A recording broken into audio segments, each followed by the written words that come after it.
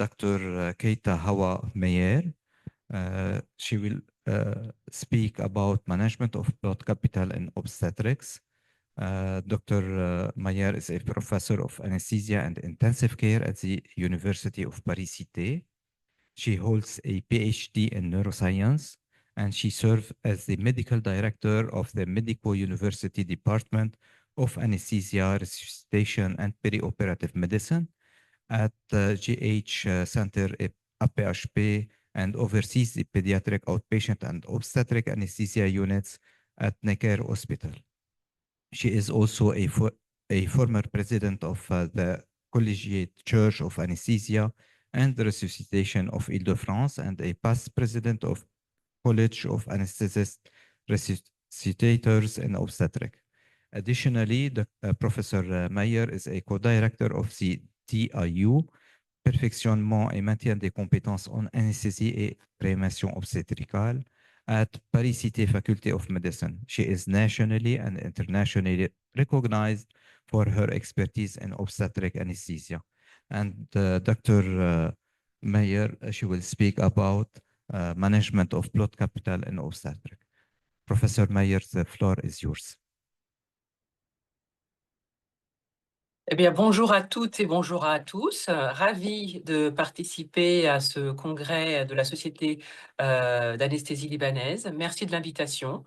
Donc, le sujet qui m'a été proposé est la gestion du capital sanguin en obstétrique, donc le Patient Blood Management in Obstetrics. Et c'est un sujet important, si ce n'est majeur, dont on va voir que c'est un challenge aussi pour la multidisciplinarité des personnes qui prennent en charge les femmes enceintes, de garder un taux d'hémoglobine optimal pendant toute la grossesse, l'accouchement et en postpartum. Et on sait que l'anémie, qui n'est pas rare malheureusement dans ces circonstances, peut avoir des conséquences parfois sévères, que ce soit sur le plan maternel, fœtal ou néonatal.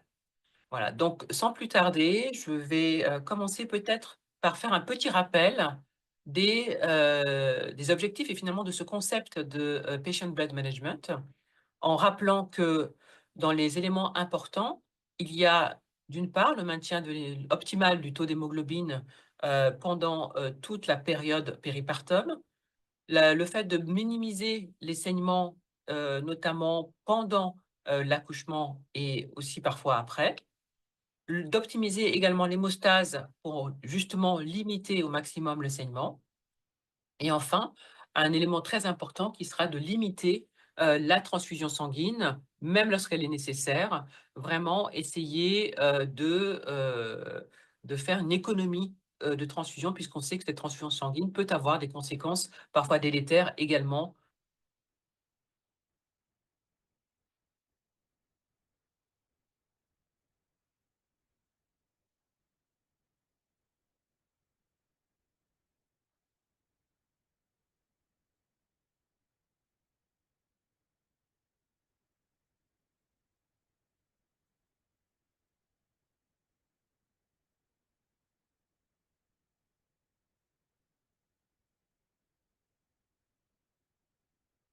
Anémie, cette hémorragie représente la première cause de mortalité des femmes, et son incidence est de 5 à 10% dans la population.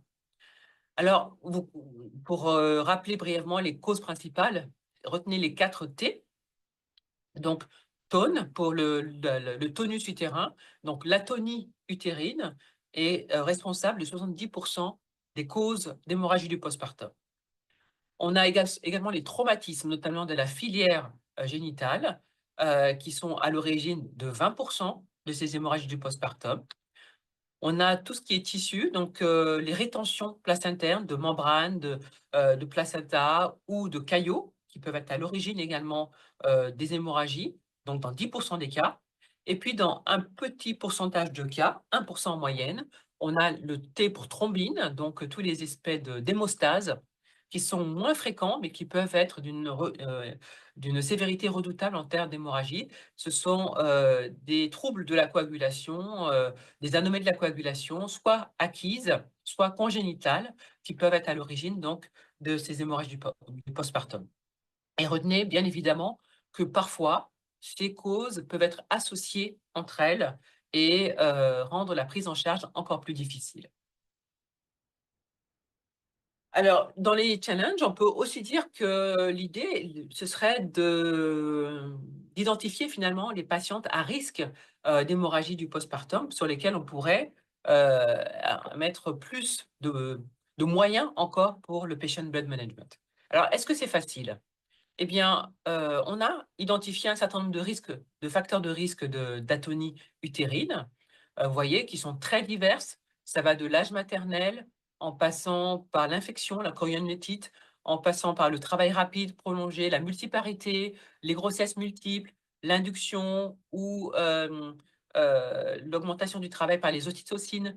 Mais retenez surtout qu'il y a 2 facteurs qui ressortent. C'est l'antécédent d'hémorragie du postpartum qui va multiplier par 3 ce risque qu'il y ait à nouveau une hémorragie du postpartum et puis d'anémie prépartum qui augmente par 2 le risque d'hémorragie du postpartum.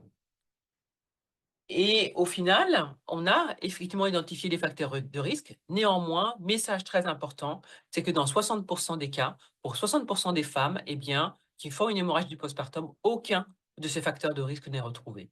Donc, ça veut dire qu'il faut être vigilant pour l'ensemble des femmes et mettre en place justement cette stratégie de PBM pour l'ensemble des femmes.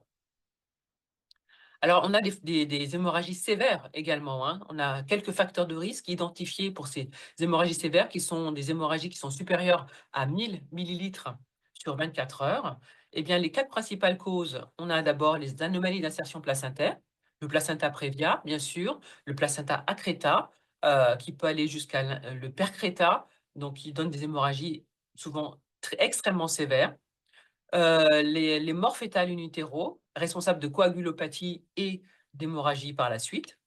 L'embolie amniotique, bien évidemment, qui a encore une mortalité redoutable, hein, de plus de 30%, encore, y compris dans les équipes les plus équipées, les plus entraînées. On a encore un fort taux de mortalité lié à l'embolie amniotique. Et puis, à nouveau, les troubles de l'hémostase primaire, par exemple, à ce moment-là, il faudra travailler avec des hémostasiens pour préparer l'accouchement, peut-être administrer des facteurs, prévoir de l'hexacyle, voilà, anticiper les choses. Et puis, il y a des troubles de l'hémostase secondaires en lien avec des pathologies de la grossesse, notamment comme la prééclampsie, le L syndrome ou les CIVD, qui peuvent être à l'origine de saignements majeurs. Alors, une fois qu'on a évoqué les challenges finalement du PBM en obstétrique, comment on peut mettre en place? Quelle est la base? Quels sont les piliers? Eh bien, il y a 3 piliers pour le PBM en obstétrique, qui va couvrir les 3 périodes du péripartum.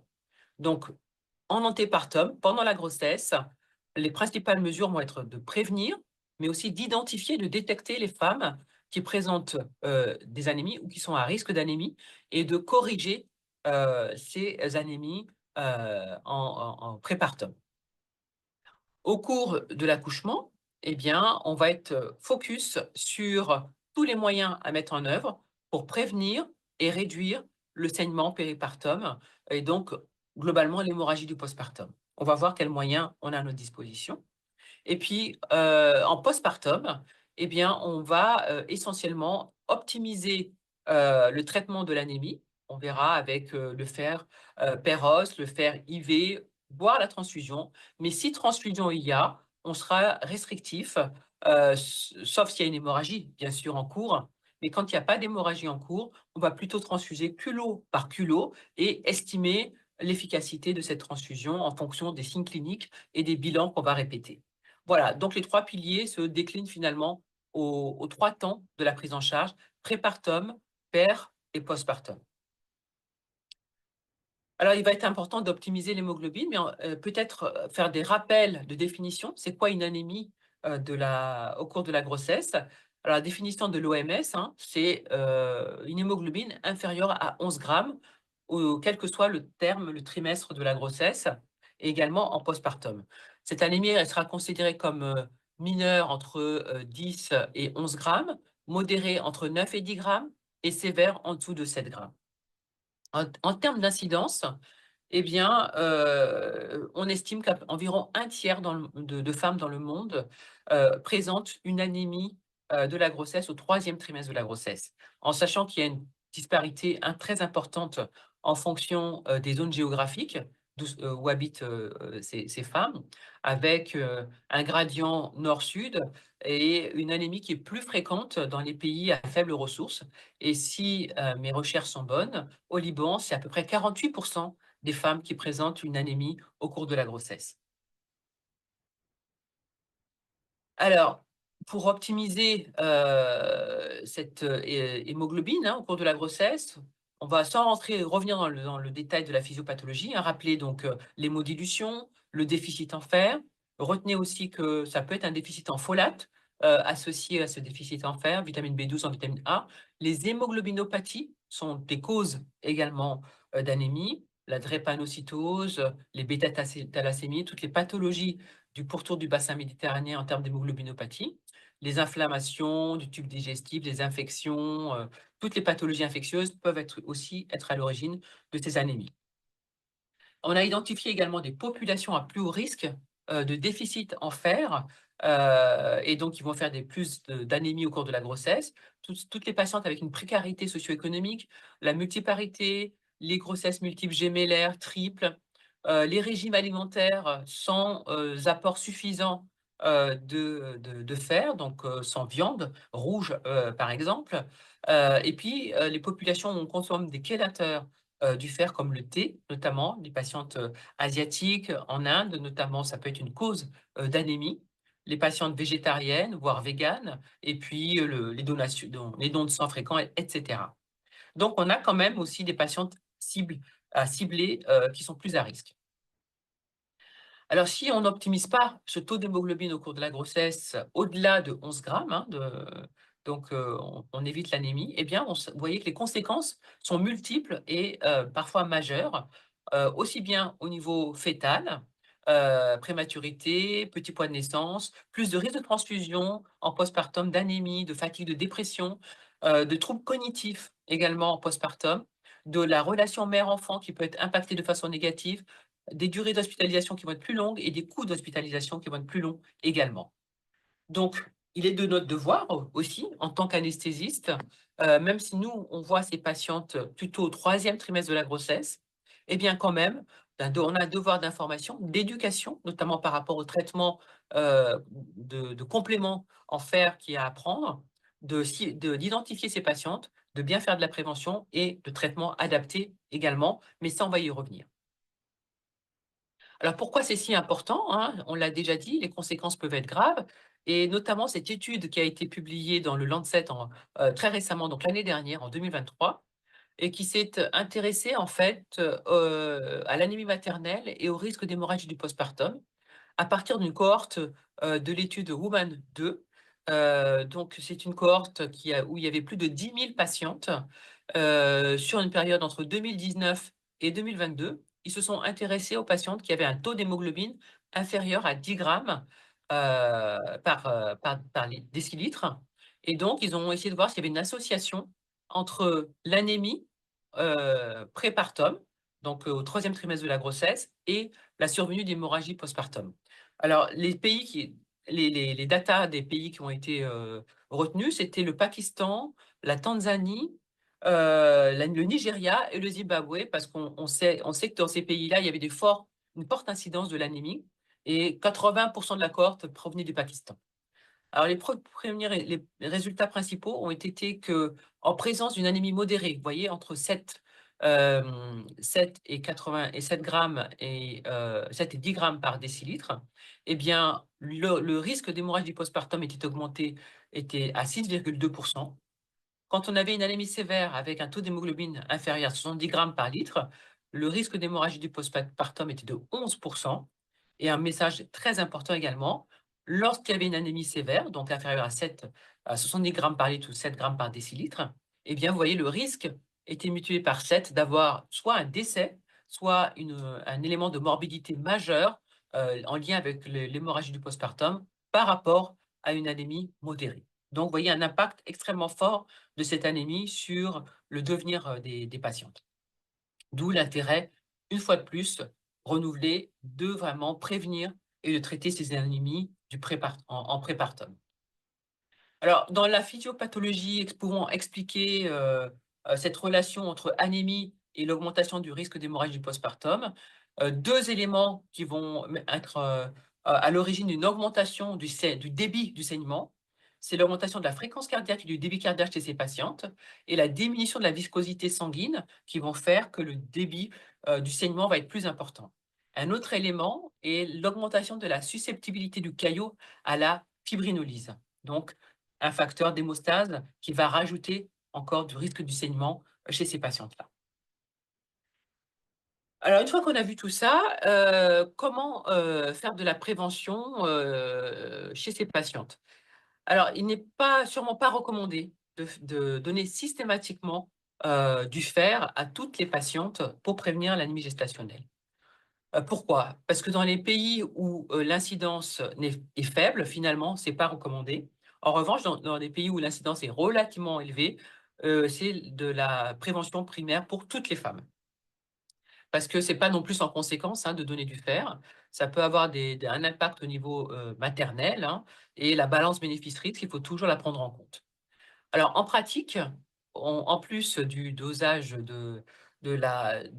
plus de la réalisation de la numération globulaire au cours de la grossesse, en cas d'anémie, notamment chez les patientes à risque, eh bien, il faut faire un dosage de la ferritine sanguine et supplémenter lorsque ce taux de ferritine est inférieur à 30 grammes, 30 nanogrammes par litre. Voilà. Donc, en pratique, lorsqu'on est en présence d'une anémie fériprive, c'est le fer oral en première intention, aux doses qui sont rappelées ici, associées à l'acide folique. On fait un contrôle de l'admiration globulaire à 1 mois. Et si le taux d'hémoglobine est supérieur à 11 grammes, eh bien, on continue avec le fer oral. Alors, on peut le donner 1 jour sur 2 pour qu'il y ait une meilleure tolérance digestive, notamment pour les femmes, parce qu'on sait que ça peut avoir des intolérances digestives, entraîner des nausées, des vomissements, des constipations, etc. Le fer IV, c'est en cas donc, de déficit en fer, donc toujours à ferritine inférieure à 30 grammes, 30 nanogrammes par millilitre.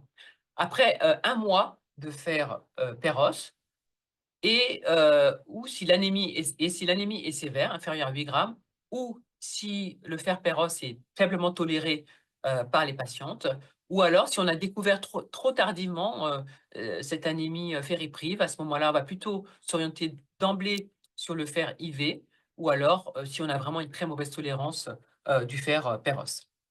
La transfusion, on va passer rapidement parce que c'est quand même rare de le donner en prépartum. C'est vraiment dans les anémies fériprives, dans les anémies importantes, sévères, inférieures à 8 grammes par décilitre, et avec un retentissement clinique, une mauvaise tolérance clinique de la patiente. Pour la période pendant l'accouchement, donc le principal élément, c'est la prévention et le traitement de l'hémorragie du postpartum. Donc, il y a des protocoles qui existent. Hein. Toutes les sociétés savantes en ont produit, l'OMS en a produit. Donc, c'est une approche multidisciplinaire. Et on recommande aussi qu'il y ait un entraînement des équipes régulièrement pour être vraiment à l'aise pour prendre ces hémorragies du postpartum. Alors, la transfusion, on doit l'éviter en essayant de réduire au maximum les saignements avec les utérotoniques, l'acide tranexamique, les traitements des coagulopathies avec le fibrinogène, entre autres. Et la transfusion de culoglobulaire, eh bien, c'est en fonction des signes de sévérité. L'objectif d'hémoglobine est de 7 grammes si l'HPP est arrêté et entre 8 et 9 grammes par décilitre si l'HPP est active. On peut utiliser également hein, des systèmes de récupération du sang avec le cell saver, y compris en obstétrique, c'est possible avec des filtres qui sont adaptés au cours de la césarienne, mais aussi au cours de la parotomie qui sont hémorragiques ou à risque hémorragique. Pour le postpartum, là aussi, on va identifier les patientes à risque d'hémorragie du postpartum, pardon, les patientes avec des anémies du postpartum, avec les la numération globulaire à J1, voire plutôt à J2, parce que c'est là qu'on a le nadir, le taux d'hémoglobine en général le plus bas, notamment en cas de césarienne, de patientes qui avaient déjà une anémie auparavant, s'il y a une hémorragie du postpartum, notamment. Et vous voyez que dans une étude qui a été publiée sur une cohorte de patientes allemandes, le taux d'anémie en postpartum n'est pas si négligeable que ça, puisqu'il est à 22% pour les patientes qui avaient moins de 10 grammes, et on avait 50% des patientes, donc la moitié des femmes, qui avaient moins de 11 grammes en postpartum dans cette cohorte, qui regroupait des patientes qui avaient accouché par voie basse et par césarienne. Là aussi, l'indication sera en fonction de la gravité, on va dire, et de la tolérance du fer oral. Pour les anémies modérées à sévères, à mineures, inférieures à 11 grammes, on peut commencer donc avant de la sortie de la patiente par du fer oral euh, pour 80 à 160 mg par jour pendant 3 mois, ou du fer IV si le fer oral est mal toléré, ou alors si les signes euh, clinique maternelle d'un suivi de mauvaise tolérance avec le traitement sur le fer oral. La transfusion, on va la réserver aux anémies sévères ou là aussi encore moyennement tolérées par les patientes. Et en l'absence de saignement, eh bien, on préconise plutôt de transfuser culot par culot et de voir le retentissement sur la clinique. Est-ce que ça améliore la clinique? Et aussi voir le taux d'hémoglobine régulièrement pour voir si on arrive effectivement à corriger l'anémie. Voilà, donc en conclusion, sur le patient blood management en obstétrique, je dirais qu'il faut retenir que l'anémie chez la femme enceinte est définie par un taux d'hémoglobine inférieur à 11 grammes par décilitre, que sa prévalence est de l'ordre de un tiers des femmes au troisième trimestre, mais qu'il y a une disparité en fonction des régions, hein, et il y a un gradient nord-sud avec une plus forte prévalence dans les pays à faibles ressources. Il y a des conséquences materno-fétales qui peuvent être très importantes et graves, et que ça augmente le risque d'HPP de façon significative, d'où l'importance vraiment de la dépister avant l'accouchement.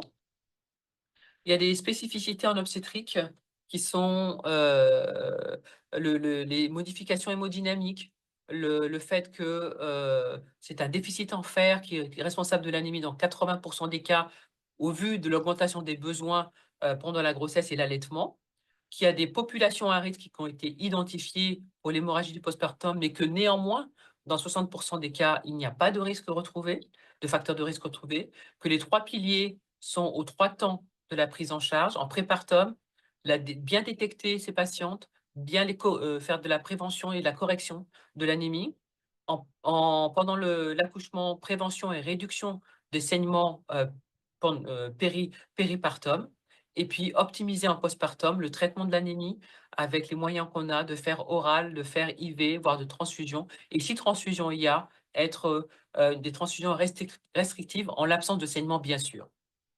Et tout ça peut conduire au succès seulement si on a une approche multidisciplinaire incluant l'ensemble des personnes qui prennent en charge ces patientes, donc les obstétriciens, les anesthésistes, les sages-femmes et les hémobiologistes.